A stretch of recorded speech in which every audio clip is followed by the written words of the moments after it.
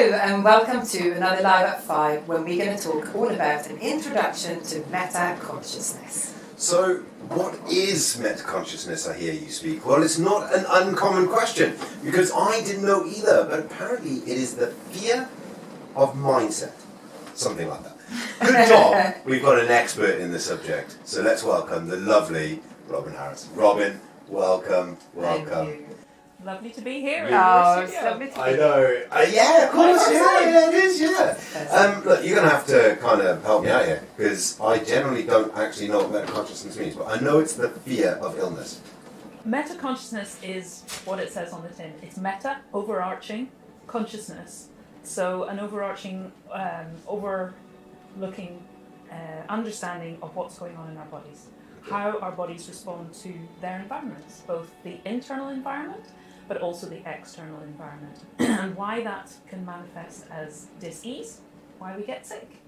And when we understand why we get sick, we also find the answers to how we can turn that around to get back to well-being. So that's meta-consciousness. But a lot of it's that thing that dis-ease comes from stress, and stress comes from fear. So when we can understand our fears and we can turn those around, that gets us back to well-being. It's a big subject. It's massive. It's massive. But look, there's been serious science. I mean, this isn't a thing. There's massive scientific evidence around your emotions and environment and language that then can improve your physical and mental health. The science as well, we look at embryology and how the embryo develops and how that connects in with brain relays and what brain relays mean or what their responses are. So it is all science-based. Yeah. And as a meta-consciousness practitioner, I work alongside doctors and other kind of mainstream medicines because we all want people to get well, don't we? So mainstream medicine gives us the advantage. They have all the scans and the tests, which we then can use to help us understand better what's going on, what tissue is involved, and when we understand that, we can understand the theme behind it and what's going on in somebody's thought processes and beliefs in order to be able to reframe those to be something more positive and supportive of their well-being. You've had some incredible feedback from the launch of Meta-Consciousness program. So tell us a little bit about what it can look like and how you've helped a person. Obviously it's confidential, but just give us a little bit of an insight to some of the people that you've helped so far. So the work that I'm doing, what you're talking about, is my 3-day Introduction to Meta-Consciousness workshop. Yeah. And it is really just an introduction. There is a further program where you can go on to become a practitioner. But on the introduction, what it's really about for me is helping people to understand what's going on in their bodies. Why do they have the symptoms that they have in order to take away the fear? Because so often we believe that pain is simply going wrong in the body is making a mistake of some kind, or even that it's attacking itself. If you've got something like arthritis, we've been told it's an autoimmune condition, the body's attacking itself. Meta-consciousness has a very different perspective on that. So what I'm really seeking to do in that 3-day workshop is to share that different perspective, give people a different paradigm that's much more uplifting and empowering, so that they can understand what's going on in their bodies and how they can turn that around. But also, from the symptoms that we have, it's like opening a door into our beliefs and how we've had trauma in the past and why that's having the impact that it's having, and how we can then understand ourselves better in order to reframe it and to make it something that is much more positive for the future and that helps us to stay well, understand what keeps us well, and to live from that place and to live from our true natures rather than fighting against it, which we so often are because we don't understand, because we haven't been taught. We're thinking along the lines of the body's going wrong, and then we push against the body and we're fearful of it, or we're thinking that it's not working right and what's wrong, rather than thinking, well, it's a natural process. The body's always doing just what it feels it needs to do. But if we can change that to it's doing what actually is helpful, rather than what we've created in a moment of trauma that was only designed to be a short-term fix. So if you think of the spare wheel in a car, Yeah. quite often it's something that you put on to get you to the next garage. It's not meant for you to drive around on for the next 6 months. It's only a short stopgap solution. And that's what some of our beliefs, if they're created in trauma, are the same. They're how do we get ourselves out of this situation that feels so threatening. But if we carry on living from that perspective, it can actually lead to dis-ease, because it's not a healthy way of living, it's a traumatic or a trauma response way of living. So if someone, okay, so again, scientifically proven that severe trauma, like post-traumatic stress, can actually lead to physical health, i.e. heart attacks, heart disease, lung disease, all sorts. There's been all sorts of stuff going there. And actually, what's probably causing it is the pressure you put on your heart, because of the way that you breathe, which isn't, you're not breathing properly. This is a lot of what metaconsciousness does. If I'm right, it's making you conscious about how you perform with your body rather than the pressure you put on it. It's looking even further back than that. So I always say it's like the toddler. Just keep asking why. So why are you not breathing properly? Why is your heart under pressure? And it's going all the way back until you can't ask why anymore. And when you get to that point, it's probably... I know why I couldn't ask why. My dad gave me a clip around the head and I couldn't breathe. But that's, it's created a belief. Yeah. So it's looking at what our beliefs are. Because Wayne Dyer said the moment you change the way you look at things is the moment the things that you're looking at change. And Bruce Lipton said the moment you change the chemistry of your body, or the moment you change the way you look at things is the moment you change the chemistry of your body. So if we have a belief that isn't serving us, like I'm not good enough, or I have to behave a certain way, or my dad's going to give me a clip around the ear, and I might be knocked out, I could die. Because when we're a little kid, it's black and white, it's life or death. And we process that in our bodies as a physical sensation, an emotion, and possibly a physical sensation as well, rather than analytically. And as adults, we look back and think, I was a child, it's a long time ago, I'm past it, I'm over it, it's all done. But it's not, it's still held within the body. So it's getting to understand what we're still holding, what the beliefs and the emotions are behind that, because that's generally what's holding us stuck, and it's the fact that we haven't processed it, that it's still being held, that the body's trying desperately to process it in ways that aren't working. But that's what leads to disease. And that can be covered in your introduction to metaconsciousness in your program. So you go back that far, you can find out the reasons of certain beliefs and so on. When I said that we like working with medical professionals because they can do the tests and the scans and all of those things, that's so that I can, as a practitioner, know what tissue is it that's affected. Because when I know what tissue is affected, I can know what's going on and what the beliefs are and how they're playing out and why. So yes, in the 3-day workshop, we look at examples. Once we've gone through the information, we then look at people that are on the course, their specific examples, and work them through, so that the people who come can get that deeper understanding for themselves. Or if they're interested in something, maybe their parent had cancer, we can look at, well, what kind of cancer was it? Where was it in the body? What was going on? To help people get a deeper understanding, because like my godmother died of breast cancer and she has 3 daughters, and they're now worried in case they get it, and you're told that there's a cancer gene, and sometimes people decide they're just going to get a double mastectomy to avoid having cancer. But is that really necessary? Mm. If you look at Bruce Lipton talking about epigenetics, it's not the hand that you're dealt and the genes that you're born with, but what switches them off and on, and how they express themselves. And that comes down to how we think, what we believe, what our stresses are. That's so interesting. It's such a huge subject, this. And if anyone is looking to find out more, get involved, it's something of your interest, you do have a course that you run on this exact subject. So how much is it, and where can they get hold of you from? They can go to the See No Bounds website, of course. Obviously. It's right there. obviously just going on the events page and scrolling through, and the cost is $299 for the 3 days. So yeah, Fantastic. and it is coming to me at Equenergy, so just near Abergavenny. It's a face-to-face workshop. Brilliant.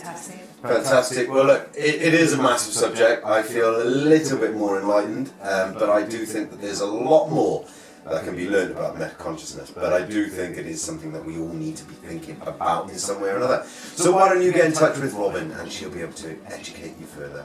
And that's all we have time for now. So a massive thank you to Robyn for coming as a guest. And until next time, we'll see you soon. Take care. Thank you. Bye-bye. Thank you very much.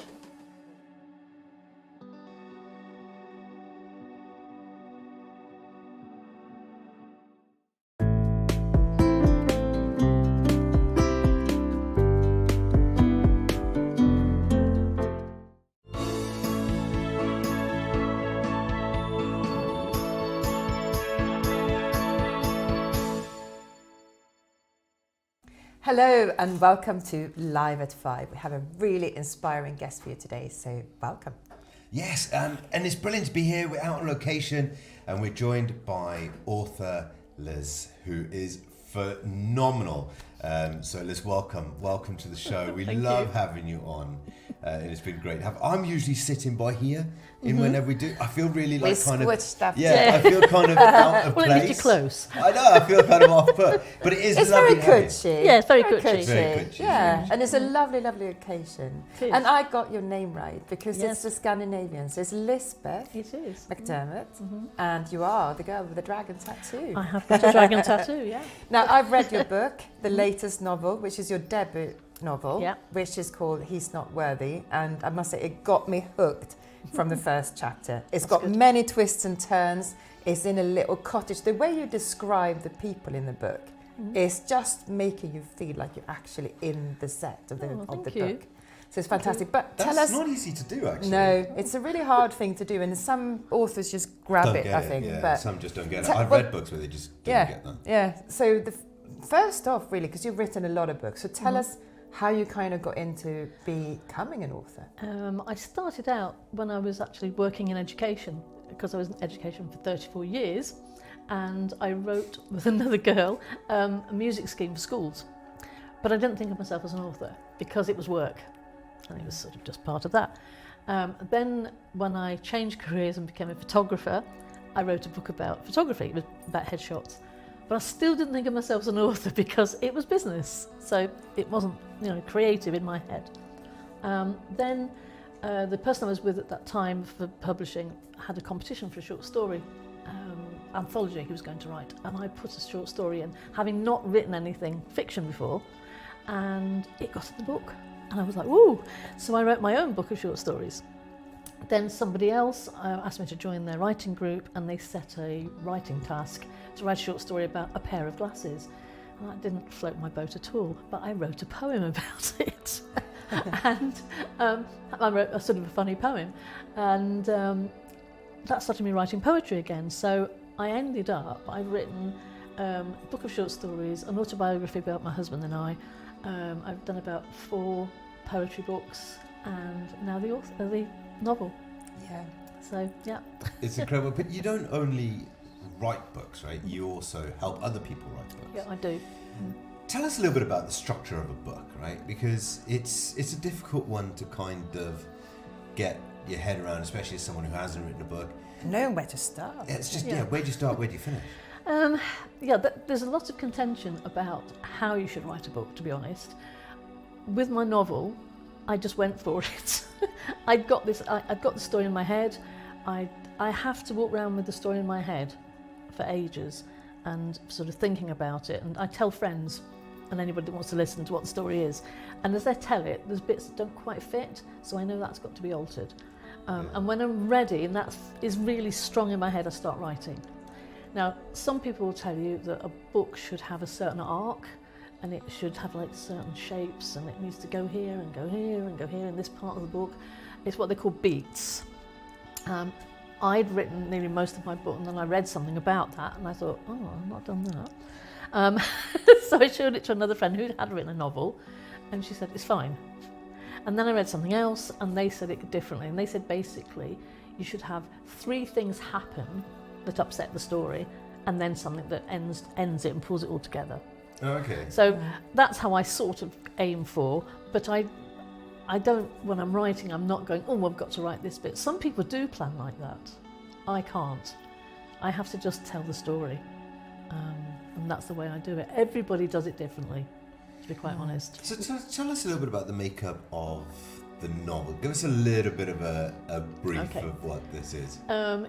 It's contemporary fiction, and it describes it in some blurb that my publishers send out as a dark romance collides with dark something. I can't remember. But basically it's about obsessive love and inappropriate love. Oh, wow, okay. Because some people have been a bit unsure about the fact that there's a teacher, and it says this on the back, that there's a teacher who falls in love with one of her pupils. So in some minds, like people's minds, they're like, shouldn't go there. So that's what. So basically, the teacher, she's called she's Rhiannon Dobbs, and she's a head of art at a secondary school, and she falls for this student Josh Campbell, who is in the 6th form, about to leave school. And if they'd just waited till they left school, wouldn't have been so bad. But anyway, so and then there's Ben Brooks, who is a loner, and he is obsessed with her, and he's stalking her. We know that, as the readers, we know that. We have that input into him. And as he gets more and more upset as the book goes on, because he sees her with this young boy, in his eyes, he's not happy, and so things start to happen. Giving me the shivers now because I remember it. But the characters are just so fascinating. Now, I've spoken to you about your next book, and that kind of shows me that you have that whole story in your head because you've done so much research. So how do you start when you're starting to kind of, you get the story in your head and you know you've got to do, because you've got to do a lot of research before you put a book out. So where does that come in, and how do you think about that sort of thing? I have to do that before I start writing, because when I'm doing my research, so for example, the book I'm writing now is based on my grandfather's brother. My grandfather's brother on my mother's side went down on the Lusitania. And the Lusitania was a ship that was torpedoed during World War I, and it was a passenger ship, and sort of 1,200 people died, and it just went down off of Ireland. And so I wanted to write sort of their story somehow, because they didn't have any children. She survived, he died, and she died in the 1950s. So it's not about the Lusitania. I've changed the name of the ship and I've made it a story, but I wanted something to happen to him rather than him just sinking and getting drowned. I wanted something to happen to him. Very Titanic. Yeah. So I sort of thought of all these things, and because that's happening in World War I, and I want it to happen, the story to be in the now, because I'm not a historical writer per se. So I've got to involve ghosts. So I spoke to Samantha Jane. Jane, Samantha Jane, because she's obviously an expert on that and I know nothing, so she had to help me with that. And then I talked to another friend who's very keen on history, and he was saying stuff about World War I, and there was something I'd wanted to have happen, and he goes, no, well, that wouldn't have happened then. I was like, oh, okay. Because I wanted I'm not going to say actually much about the baddie at the moment, but anyway, it's something I will say, it's to do with Sweden. And I wanted him to link up with some other people, and at that time, these people wouldn't have existed. So your research is important, and people don't think that you need to research for fiction, but you do, because for me... People need to relate, I guess. Yeah, and it needs to be in reality, because if I was writing fantasy, I could make up everything. But if I'm writing something which is based in reality, I need to make sure that it could happen. I think that's really important. Yeah. And I think it always, because I love reading books, and I'm not sort of into historical books, but I really love books that have elements of history into it. And I wouldn't sort of sit down and go, oh no, that didn't happen, so I'm not going to read that book. No. The Island is a typical example of that with Victoria Hillsop. Yeah. And she got lots of things right, but a few things wrong, and people go, oh, that's wrong and that's right. It's funny enough, I'm not a book reader, but I do like playing games, and actually it's very similar in gaming, especially some of the games that I like playing, which are all historical games, and I like the element that is history in there. Yeah. Right, we've got literally 1 minute left, so let's talk a little bit about your other books. So we've got what's the... You got a poetry book? Got 4 poetry books. Okay, cool. And where can they be found? They're all on Amazon. All my books are on Amazon. And do they just find you as the author? They put in Liz McDermott, and if they put in He Is Not Worthy, the book for that, the novel with Liz McDermott, that will probably come up because it's the most recent. It does. And then if you hover over my name, it takes you to my page, and all my books are on there.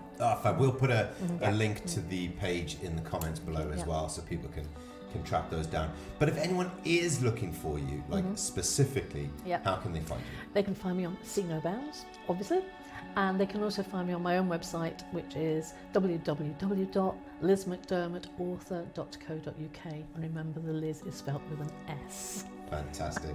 Fabulous. Well, it's been fantastic having you on the show. Thank you. And talking to you about your books. As someone who likes books, but I'm not a bookworm. I can't wait to read the next one. Yeah, and someone who will literally read a novel in a week. It has been fantastic to have you and just get inside the mind of an author. So thank you so much for coming. Thank you. Thank you very much. That's all we have time for. Until next time, take care. Goodbye. Bye-bye.